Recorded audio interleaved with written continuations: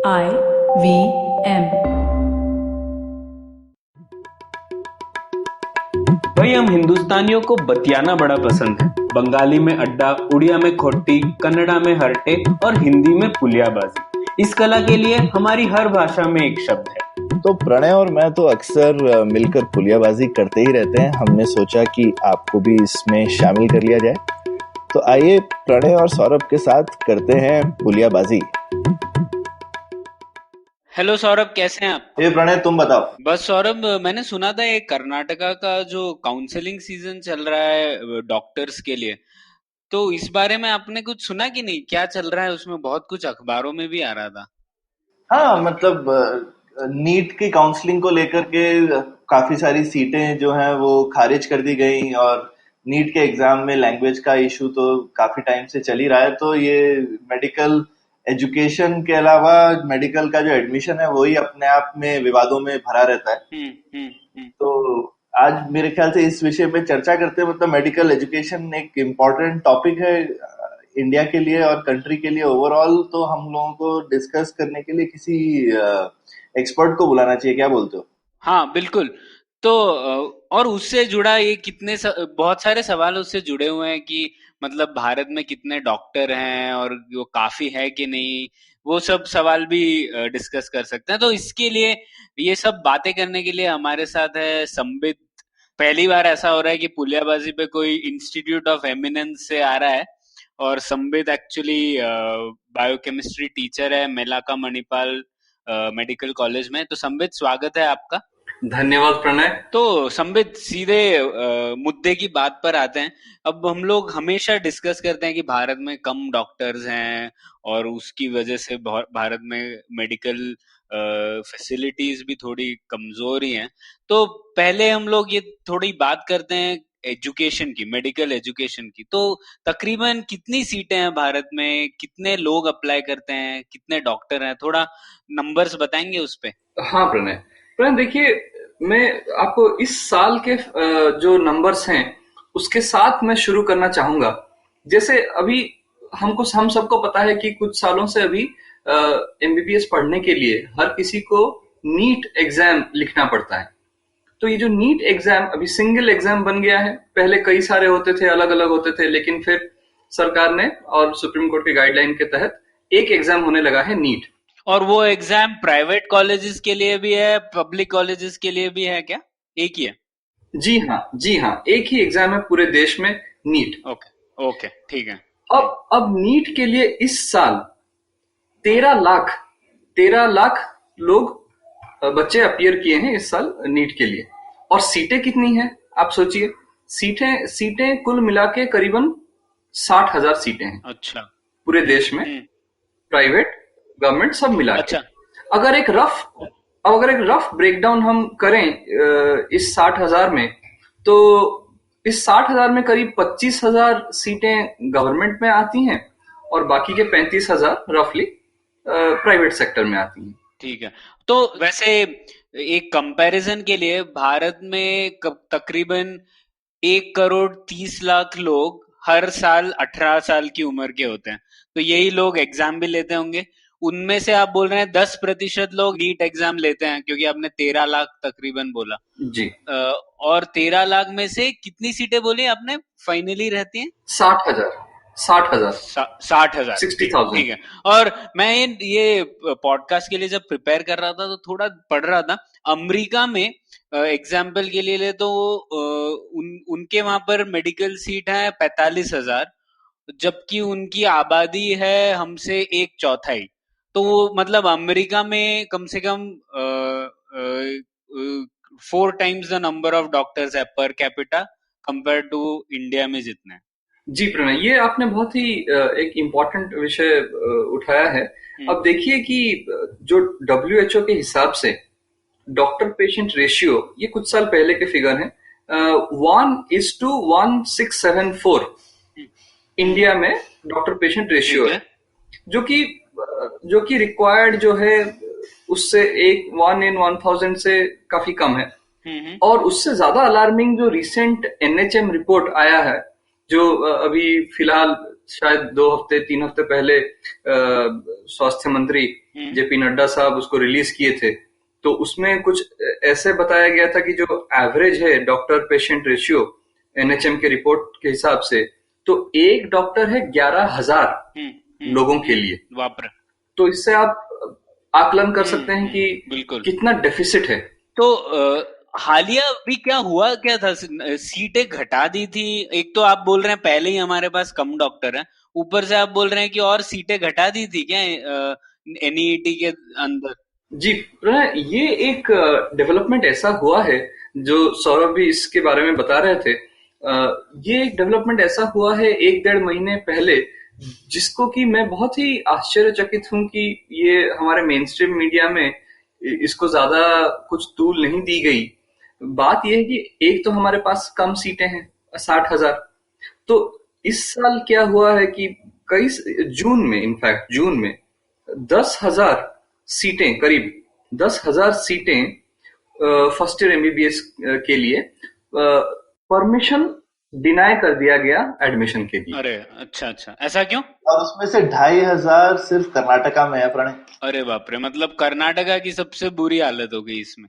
हाँ, ये बात जो सौरभ ने कहा इस पे हमको ध्यान देना चाहिए कि 3 स्टेट्स भारत में, महाराष्ट्र, कर्नाटका और तमिलनाडु, ये तीनों states bulk of medical seats रखे हैं अपने पास, ओइंग टू द एक सबसे ज्यादा कॉलेजेस हैं इन तीनों स्टेट्स में। अच्छा, तो ये जो हम आ रहे थे 10,000 सीटों की कमी जो हो गई है अचानक से इस साल, वो एक तो कई सारे कॉलेजों में फर्स्ट ईयर एडमिशन मना कर दिया गया है, परमिशन दिया नहीं गया है। और ऊपर से सरकार ने कहा था कि वो 24 गवर्नमेंट फंडेड कॉलेजेस रेडी करेंगी 2021-22 तक, तो जो कि अभी तक चालू हो जानी चाहिए थी, वो नहीं हो रही है। सरकार ने ये भी कहा था कि 58 कॉलेजेस डिस्ट्रिक्ट हॉस्पिटल्स के साथ अटैच रहेंगे, उस पे भी ज्यादा कुछ काम नहीं हो रहा है। तो ये कुल मिला के हमारा एक जो बेसिक प्रॉब्लम है नंबर्स का, डॉक्टरों के नंबर्स, वो हम मीट नहीं कर पा रहे हैं ठीक से। तो ये हमारा अगर हम बाकी लोगों के साथ कंपेयर करें प्रणय, मतलब आबादी के हिसाब से नए डॉक्टर जो बनाते हैं, तो कैसा नंबर है? हाँ, तो सौरभ वही मैं बोल रहा था कि पहले अपनी आबादी में कम से कम हर साल 1,30,00,000 लोग 18 साल की उम्र के हो रहे हैं।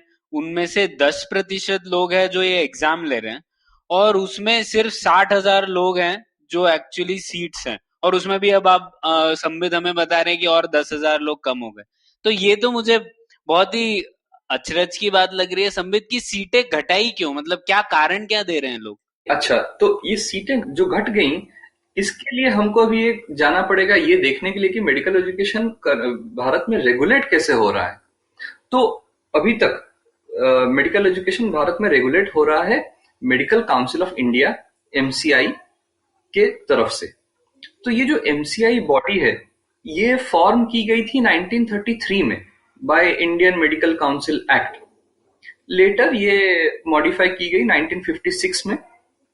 तो सारा मेडिकल एजुकेशन, सारा प्राइवेट कॉलेजेस, गवर्नमेंट कॉलेजेस, सारे रेगुलेटेड हैं एक बॉडी के थ्रू, वो है एमसीआई। और एमसीआई के साथ हमारा जो एक्सपीरियंस रहा है वो कुछ खास नहीं रहा है, टू बी ऑनेस्ट। क्योंकि एमसीआई ऐसा एक रेगुलेटर बना है जो कि अपना ओवर आर्चिंग पावर यूज करके, MCI has been described by Supreme Court as infamously, जिसको हम कह सकते हैं डेन ऑफ करप्शन। ये कहा था सुप्रीम कोर्ट ने कि एमसीआई एक डेन ऑफ करप्शन है। और इसके फॉर्मर प्रेसिडेंट जेल भी जा चुके हैं यही मेडिकल कॉलेजों के परमिशन के चक्कर में। तो अब हम ये भी देख सकते हैं कि मेडिसिन पढ़ना इंडिया में एक बहुत ही कॉस्टली अफेयर बन चुका है, अभी से नहीं पहले से भी।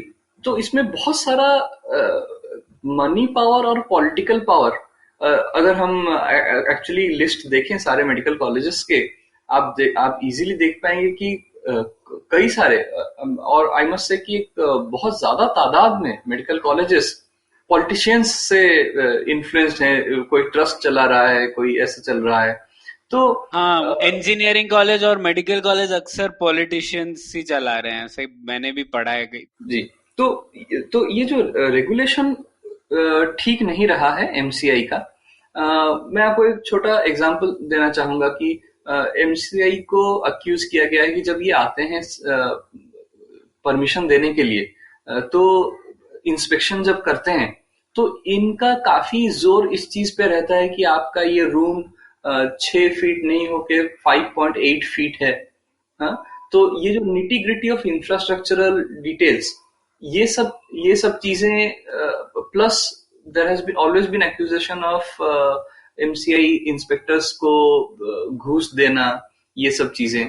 तो इसीलिए ये जो परमिशन देना हटाना, ये सब एक बहुत ही डूबियस तरीके से चलता आ रहा है हमेशा से। और ये एमसीआई कब से है संबित? जैसे मैंने आपको कहा, एमसीआई एस्टेब्लिश 1933 से है, तो शुरुआत से ही, आजादी के समय से ही मेडिकल एजुकेशन इंडिया में एमसीआई के रेगुलेशन में चलती आ रही है।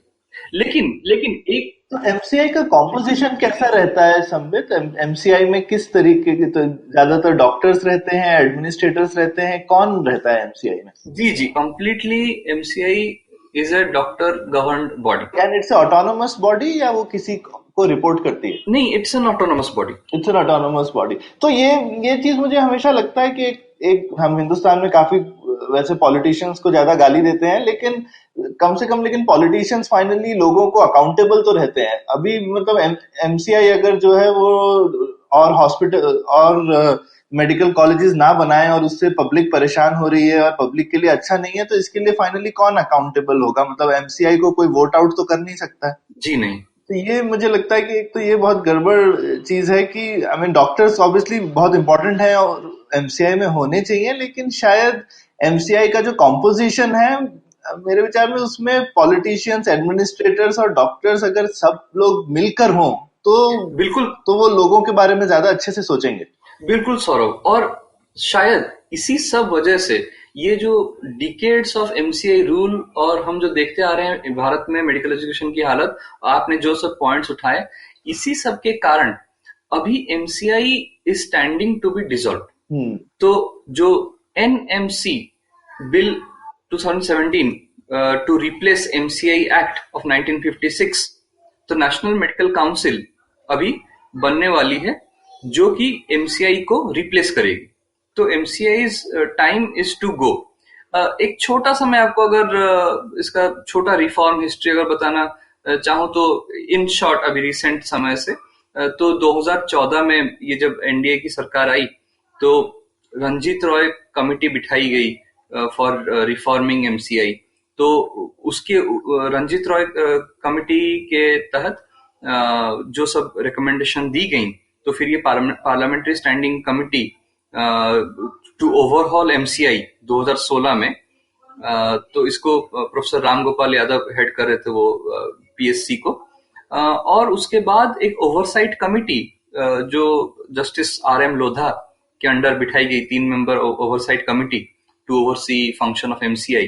तो ऑल दिस फॉलोड जो NMC, national medical council bill 2017 है। तो इस बिल के तहत काफी वाइड स्प्रेड और रेडिकल चेंजेस आने वाली हैं मेडिकल एजुकेशन में। तो ये तो अच्छी बात है। तो इससे हम लोगों का डॉक्टर्स का नंबर बढ़ जाएगा क्या?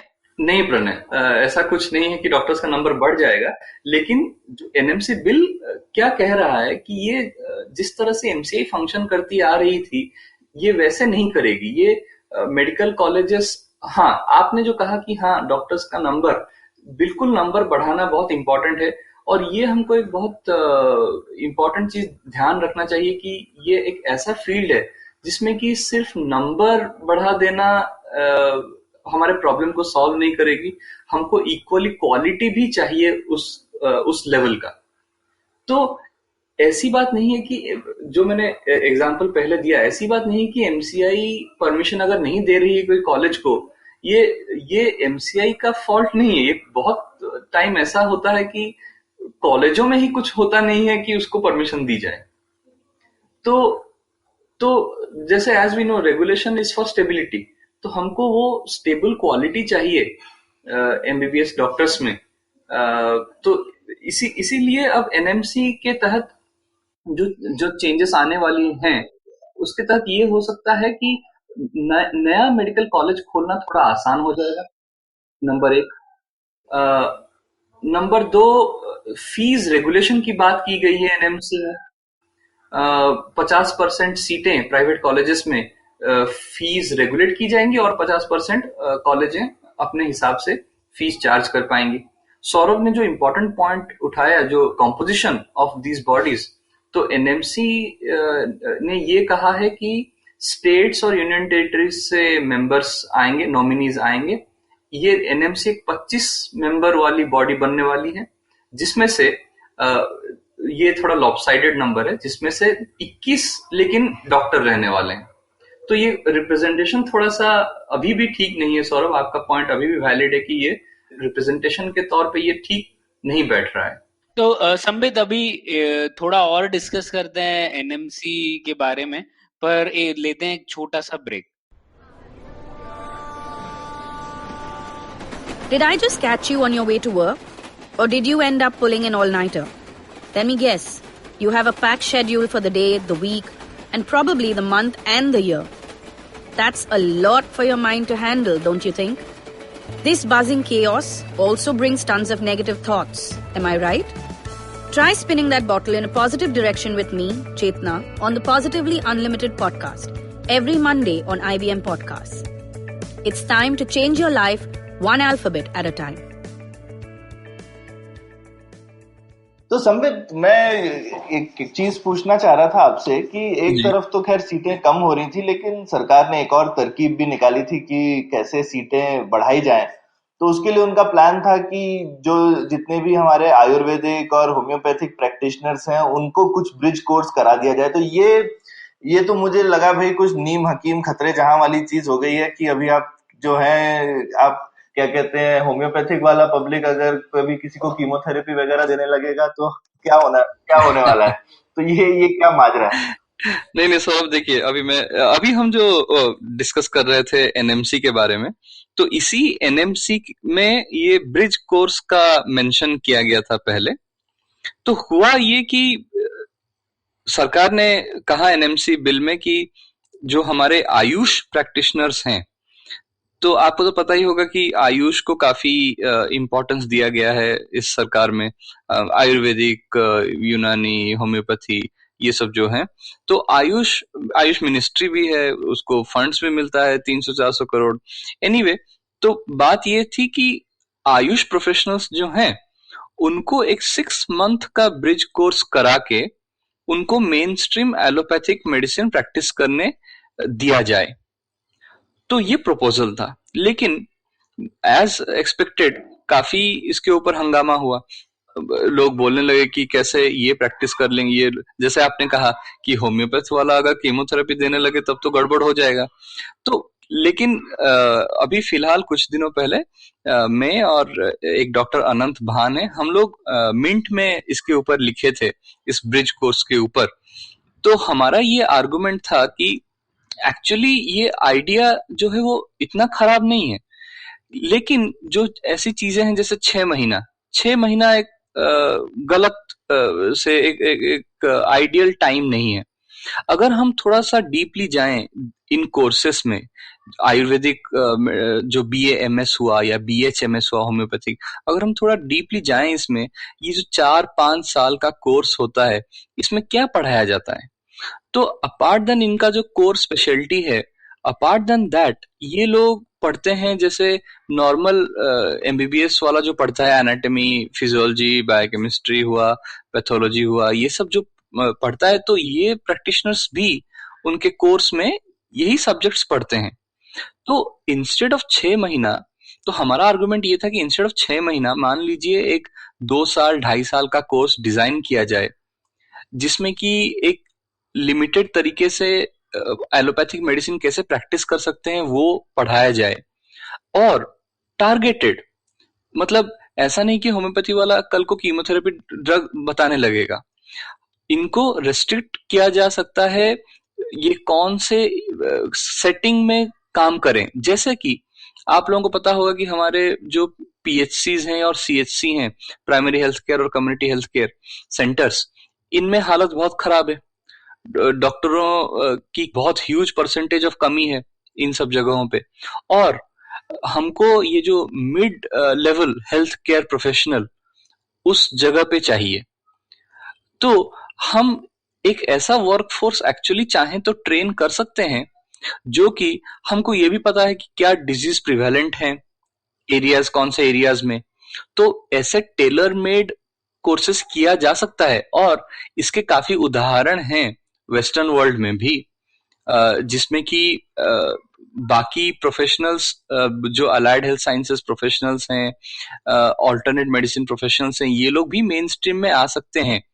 तो हमारे हिसाब से मैं ये मानता हूं कि अगर इस चीज को अच्छे से रेगुलेट किया जाए तो हम एक वर्कफोर्स रेज कर सकते हैं जो कि हमारे जो बहुत ज्यादा प्रॉब्लम है अभी रूरल सेक्टर में हेल्थ केयर में, तो काफी हद तक ये मिटिगेट कर सकते हैं वो डिस्ट्रेस को। नहीं, अगर कंसेप्चुअली ऐसे देखा जाए तो यूजुअली किसी का इंसान को भी कुछ भी पढ़ने की तो इजाजत होनी चाहिए, और अगर उसने कोई प्री रिक्विजिट्स कर रखे हैं तो उसको रिपीट नहीं करने चाहिए। तो हमारे यहाँ पे लेकिन इन जनरल हमारा एजुकेशन तो ये अलाउ नहीं करता है कि आप कोई भी कोर्स में क्रेडिट ट्रांसफर कर लें। ये एक तरह से क्रेडिट ट्रांसफर वाला कॉन्सेप्ट आपने बोला, और वो बिल्कुल ठीक भी है। मेरे भी कुछ फ्रेंड्स ने जैसे बीएचएमएस वगैरह किया, तो मुझे उनसे पता चला था कि वो भी ऐसा कोई डिप्लोमा कोर्स तो नहीं होता है ना, पूरा 4.5 साल का 5 साल की डिग्री होती है। और शुरू के 2-2.5 साल काफी कॉमन ही होते हैं एमबीबीएस और बीएचएमएस और बीएमएस में, जैसे आपने बोला कि बहुत सारे कोर्सेज कॉमन है। तो एक तरह से वो अपने पुराने क्रेडिट्स को रीयूज कर सकते हैं और उसके बाद में आई मीन एक तरह से नया करियर शुरू कर रहे हैं। तो वो आजादी तो आई थिंक हर किसी को होनी चाहिए, और एजुकेशन फील्ड में इतना फ्लेक्सिबिलिटी होना चाहिए। पर खैर सवाल अभी ये भी है कि नहीं, पर सौरभ मुझे तो इस बात पर आपत्ति है। क्यों? क्योंकि अभी हम लोग संबित बात कर रहे थे कुछ टाइम पहले कि डॉक्टर्स थोड़ा अलग प्रोफेशन है, क्योंकि हमको ये भी देखना चाहिए कौन डॉक्टर बन रहा है और कितने लोग बन रहे हैं। अब एक तरफ 13 लाख लोग एग्जाम दे रहे हैं, उनमें से हम सिर्फ 60,000 लोगों को सीट दे रहे हैं। तो हम लोग ये कह रहे हैं कि 13 लाख में से सिर्फ 60,000 लोग हैं जो केपेबल हैं ये कोर्स करने के लिए। और दूसरी ओर हम लोग बोल रहे हैं कि ये जो दूसरे कोर्स ले रहे हैं आयुर्वेद या होम्योपैथ, वो भी डॉक्टर बन सकते हैं क्योंकि वो सेम पढ़ रहे हैं। पर उन कोर्सेज के लिए तो 13 लाख लोग नहीं दे रहे हैं एग्जाम। तो जो केपेबिलिटी ऑफ स्टूडेंट्स है वो भी तो अलग अलग होगी दोनों में।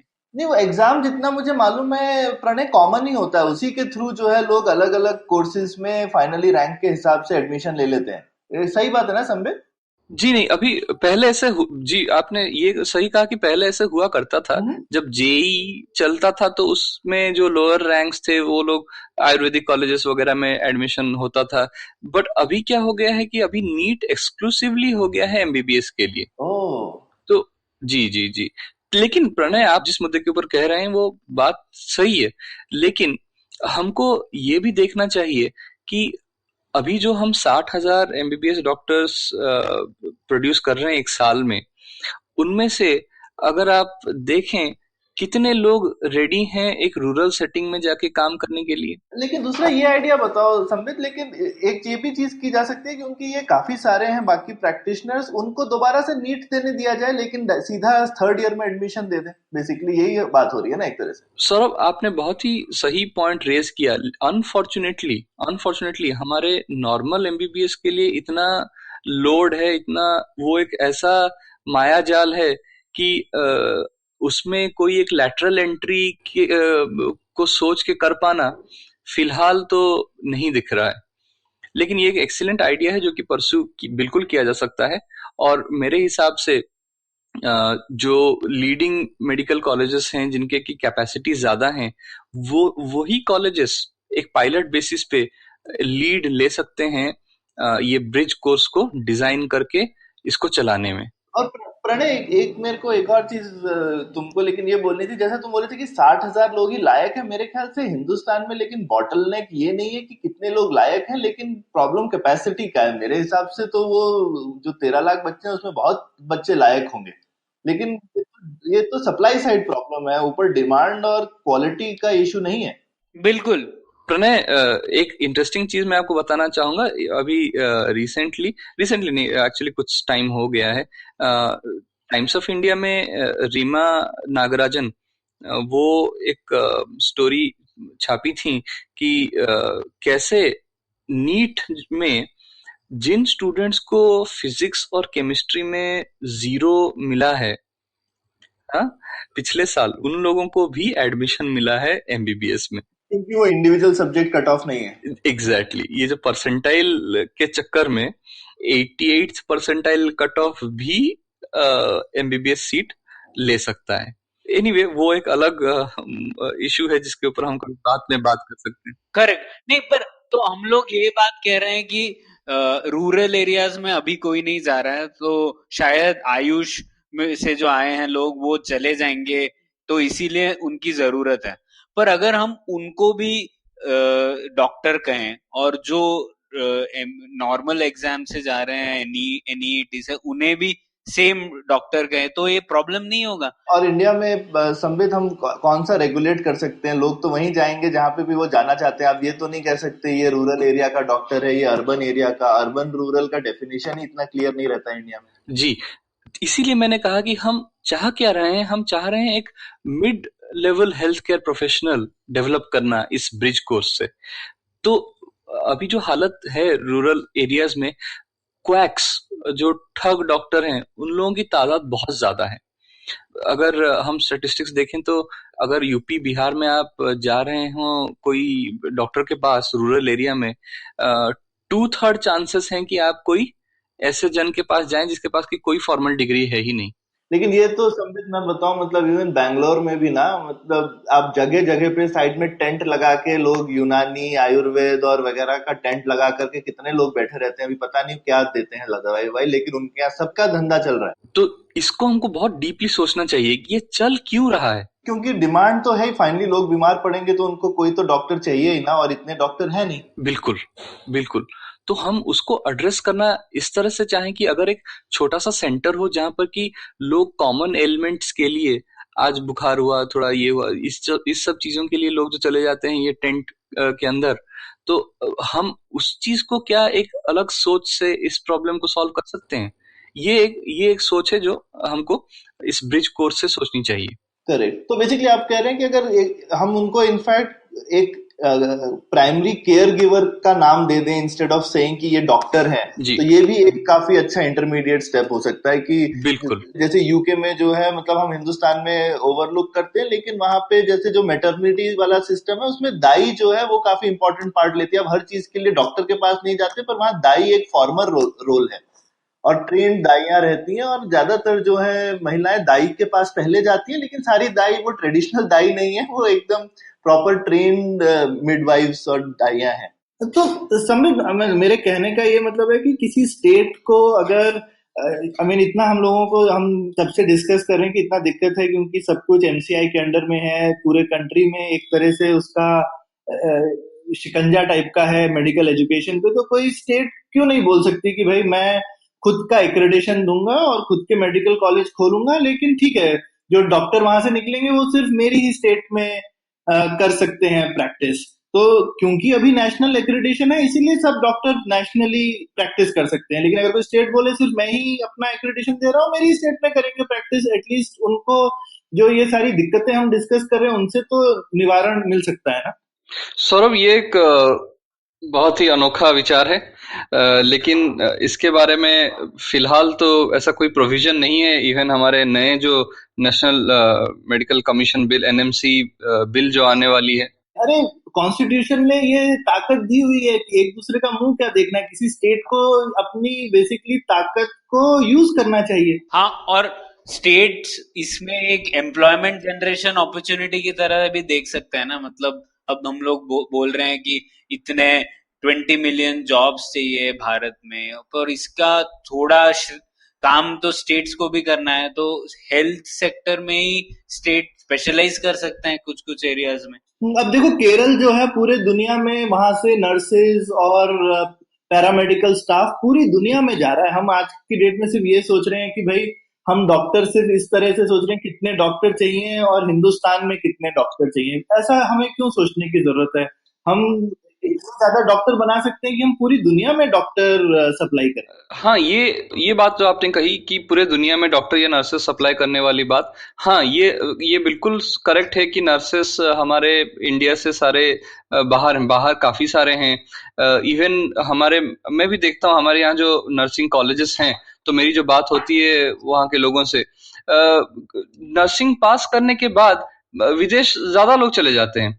और अगर आप ये भी देखें कि भारतीय डॉक्टर की संख्या यूएस में काफी ज्यादा है, वो लोग कैसे जाते हैं? वो यहीं पर ही पढ़े हुए हैं, ठीक है, और वो यहीं से पढ़ के वो लोग यूएसएमएलई एग्जाम देकर या आपके यूके का एंट्रेंस एग्जाम देकर वो लोग वहीं पे प्रैक्टिस करते हैं। तो ऐसा नहीं है कि हमारे पास कोई क्वालिटी का प्रॉब्लम है, ऐसी बात बिल्कुल नहीं है। इतने बड़े पूल में हमको उतना क्वालिटी बिल्कुल मिल जाना चाहिए, लेकिन ये एक बहुत ही रिवॉल्यूशनरी सोच है कि स्टेट अपना एक एक्रेडिटेशन बॉडी बना के ऐसे करे। ये एक बहुत ही अच्छा सुझाव है, बट आई डोंट सी कि इन नियर फ्यूचर भी कभी मटेरियलाइज कर पाएगा।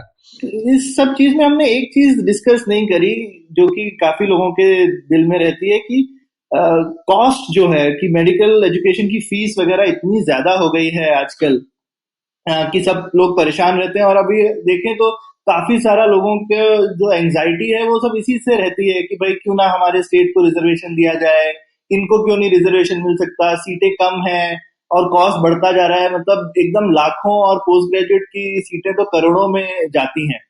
तो कॉस्ट को लेके क्या किया जा सकता है? हाँ सौरभ, इसमें मैं कहना चाहूंगा, अब कॉस्ट ज्यादा है इसके लिए लोग काफी बोलते हैं कि रेगुलेट करना चाहिए और सरकार को कुछ करना चाहिए, शायद रिजर्वेशन देना चाहिए, सीट घटाना, वो सब करना चाहिए। पर मैं ये बोल रहा हूँ कि सबसे बड़ा प्रॉब्लम ये है कि हमारे पास सप्लाई ही कम है। अगर सप्लाई कम है तो इतने सारे, मतलब 13 लाख लोग सिर्फ इतनी कुछ हजार सीटों के लिए झगड़ रहे हैं, तो इसीलिए अपनी ये हालत है। अगर हम लोग ये सोल्यूशन करें कि गवर्नमेंट सीट्स बढ़ा सके, तो फिर अपने आप से जो कीमत है हर सीट की वो तो कम हो जाएगी।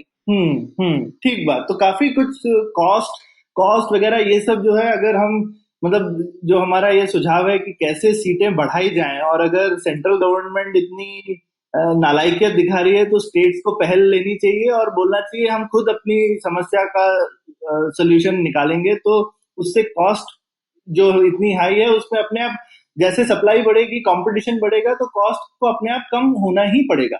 संबित, तुमको लगता है कि सप्लाई के अलावा कॉस्ट का कोई और भी कारण है हाई होने का आज की डेट में?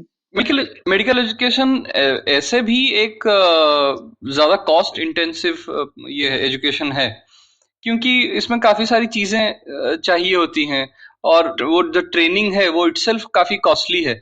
तो इसीलिए उसका बेसिक कॉस्ट हाई है। लेकिन ऑफ कोर्स ये अगर हम उसके पॉजिटिव एक्सटर्नलिटीज को देखें तो सरकार को डेफिनेटली चाहिए कि इसमें ज्यादा इन्वेस्टमेंट लाए, और इसी आपने जैसे कहा कि सप्लाई इसकी बढ़ेगी तो तभी ये कॉस्ट कम होगा, क्योंकि फिलहाल जो हालत है वो काफी खराब है। जो फीस है वो एग्जॉर्बिटेंटली हाई है। अब जैसे कि पिछले महीने एक इंडियन एक्सप्रेस में आया था कि लखनऊ का एक कॉलेज जिसमें कि आप एमबीबीएस पढ़े, टोटल तो 5 साल में आपको 1,20,00,000 रुपए खर्च हो जाएंगे। और अगर मैं आपको बस थोड़ा सा एक इंफॉर्मेशन दूं कि 2017 में ही 210 प्राइवेट कॉलेजेस का फी स्ट्रक्चर एमसीआई ने मांगा, तो मालूम ये चला कि उस 210 में से एक करीब 25 थे जिसके की एवरेज ईयरली फीस 5 लाख था, वरना करीबन उसमें से 100 कॉलेजेस का एवरेज फी है 8 लाख पर ईयर। और पर्टिकुलरली तमिलनाडु में इसका कॉस्ट बहुत ज्यादा है। जैसे कि 8 डीम्ड यूनिवर्सिटीज हैं तमिलनाडु में जिनका की फीस रेंज करता है 18 से लेकर 23 लाख पर एनम। तो ये तो आम आदमी के रीच से बाहर है बिल्कुल। और इसी की वजह से अभी फिलहाल ये भी रिपोर्ट आया था कि जैसे पिछले साल और इसके बारे में हम पहले ही बात कर चुके थे कि क्वालिटी अफेक्ट हो रहा है, जो हायर रैंकिंग जो जिसको हम कह सकते हैं कि डिजर्विंग कैंडिडेट है वो इस रेंज ऑफ फीस को अफोर्ड नहीं कर पाएगा तो ऑप्ट आउट करेगा, और नीचे वाले रैंक जो कर पाएंगे वो लोग ऊपर जाएंगे। पर मुझे लगता है संबित वो एक ऑर्थोगोनल इशू है। हमको सोचना चाहिए कि भाई फीस वगैरह आई मीन अफोर्डेबिलिटी का जहां तक सवाल आता है, मुझे लगता है वहां पे it's a social and societal role भी आई मीन या तो सरकार को स्कॉलरशिप्स देनी चाहिए या फिर बिल्कुल आई मीन या फिर हमको अच्छे एजुकेशन लोन्स प्रोवाइड करने चाहिए। उसके लिए तो हम कुछ कर नहीं सकते, लेकिन एक चीज है कि अगर मान लीजिए कॉस्ट हाई भी है लेकिन इंसेंटिव क्या है कॉस्ट कम करने का।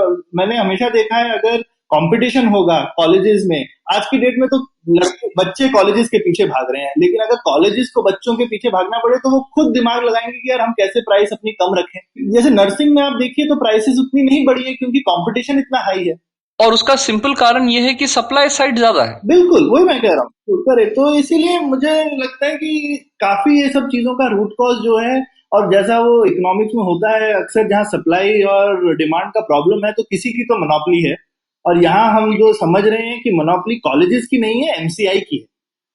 तो अगर हर स्टेट इस क्षेत्र में घुस जाए और एमसीआई की मोनोपोली खत्म कर दे तो अपने आप ये सारी चीजें जो हैं उस कंपटीशन में सॉल्व होंगी। इनफैक्ट एमसीआई को खुद को सोचना पड़ेगा कि मैं भी सुधर जाऊं वरना बाकी लोग जो है वो मेरे को पीछे छोड़ रहे हैं। जी सौरभ, कुछ हद तक इस दिशा में आगे बढ़ रहे हैं हम, जैसे कि अभी एमसीआई डिसॉल्व होने के कगार पर है, NMC will take over. NMC नहीं एमसीआई बन जाएगी। जब मोनोपोली है ना तो सबका दिमाग खराब हो ही जाता है थोड़ी देर। जी जी जी, ये पॉइंट बिल्कुल सही है, लेकिन एनएमसी में जो एक रेडिकल चेंज जो हम देख सकते हैं वो ये होगा कि ये जो अप्रूवल का जो सिनेरियो एमसीआई के इंस्पेक्शन राज जिसको हम कह सकते हैं, एमसीआई के इंस्पेक्शन राज से हटने का थोड़ा प्रबंध किया गया है एनएमसी में, कि अभी ये अप्रूवल टाइप नहीं होगा, ये एक रेटिंग टाइप हो जाएगा system.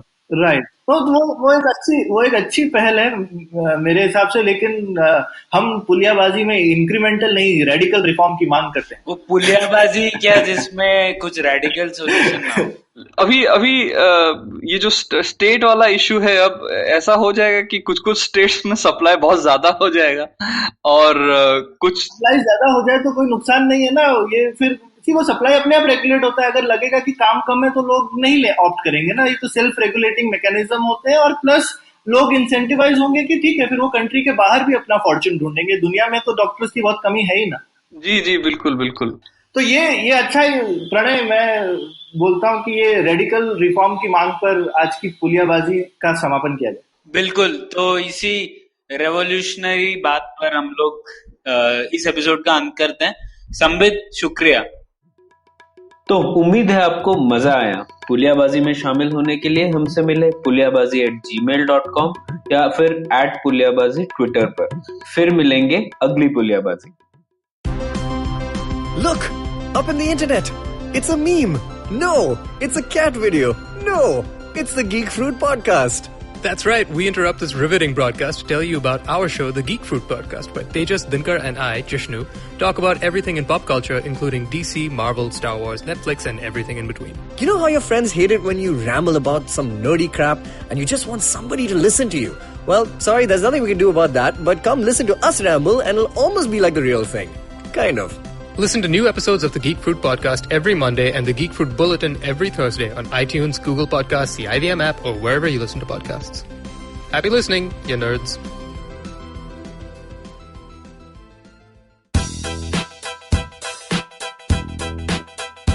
Yeah. It's IVM here. Let's go.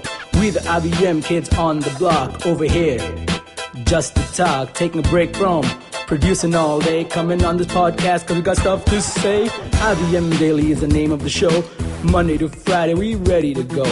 Talking about stuff in our head. We might even talk about our favorite bread. Signing out, it's IVM here, the podcast network that's in your ear. Catch IVM Daily, Monday to Friday on the IVM Podcast app or wherever you get your podcasts.